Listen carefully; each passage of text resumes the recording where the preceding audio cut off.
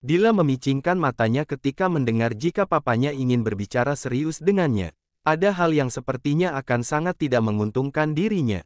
Bicara saja, sahut Dila biasa. Wanita itu bahkan melepas outer yang dia pakai tadi lalu mengangkat kaki dan ia luruskan di atas sofa. Rasa-rasanya pegal sekali seharian ini berkeliling dari tempat satu ke tempat lain. Lagi dan lagi Papa Atmaja menghela napas. Berusaha untuk sabar menghadapi sikap putrinya.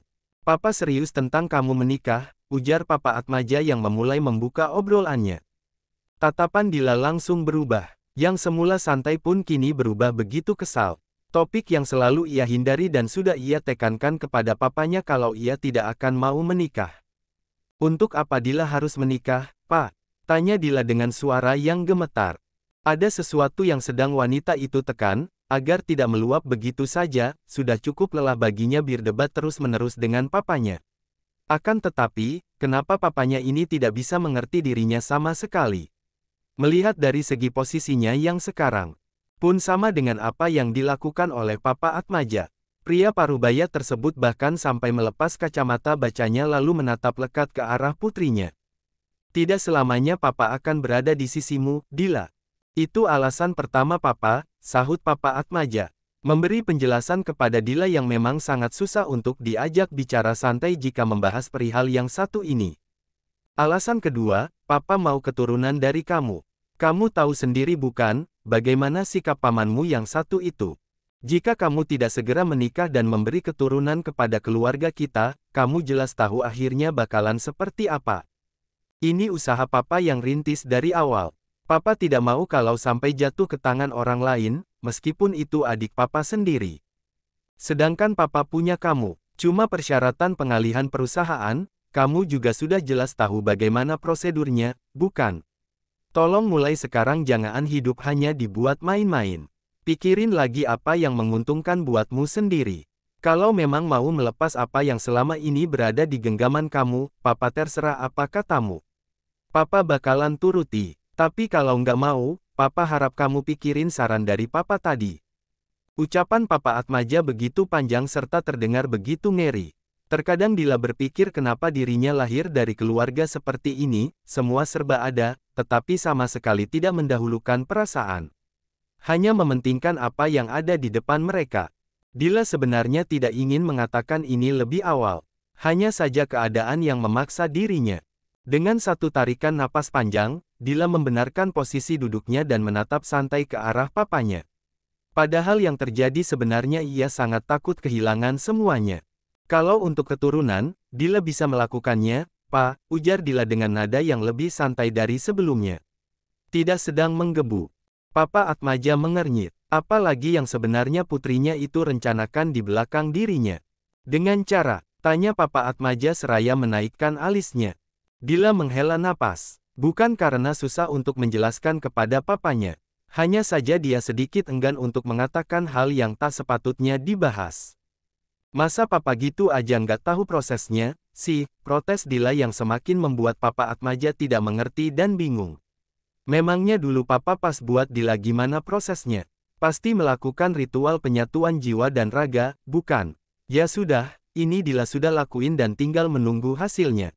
Papa tenang saja, bibitnya dari orang yang sangat tampan dan postur tubuhnya bagus banget. Dila meyakinkan papanya untuk tidak khawatir mengenai cucunya nanti akan seperti apa. Memberitahu papanya dengan begitu santai dan tanpa beban. Dengan siapa kamu melakukannya? Tanya Papa Atmaja yang berusaha mengatur napasnya dan emosinya. Dia cukup terkejut dengan apa yang barusan Dila ungkapkan. Beruntung, ia tidak punya riwayat penyakit jantung. Mungkin kalau punya pun sudah dilarikan ke IGD sekarang ini, Bab 30.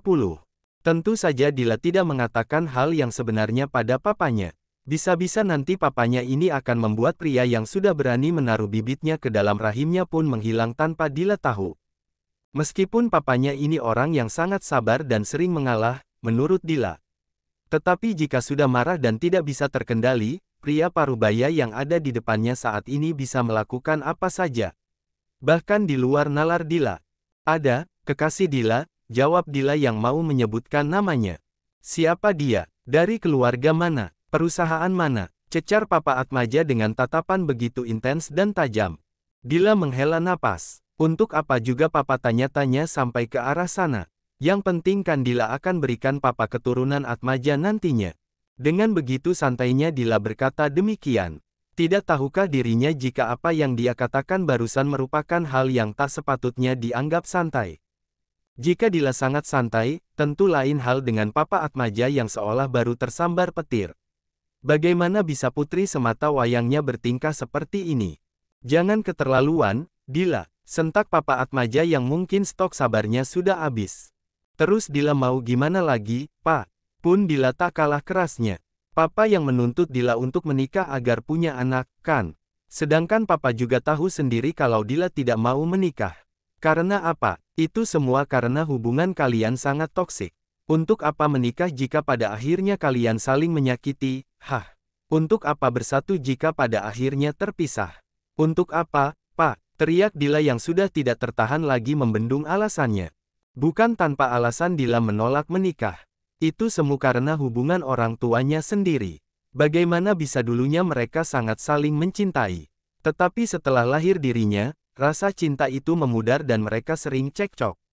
Hingga pada akhirnya mamanya memutuskan untuk pergi dari rumah, setelah dicampakkan begitu saja oleh suaminya sendiri yang lebih memilih menghabiskan waktu di perusahaan. Bahkan belum tentu setiap hari pulang.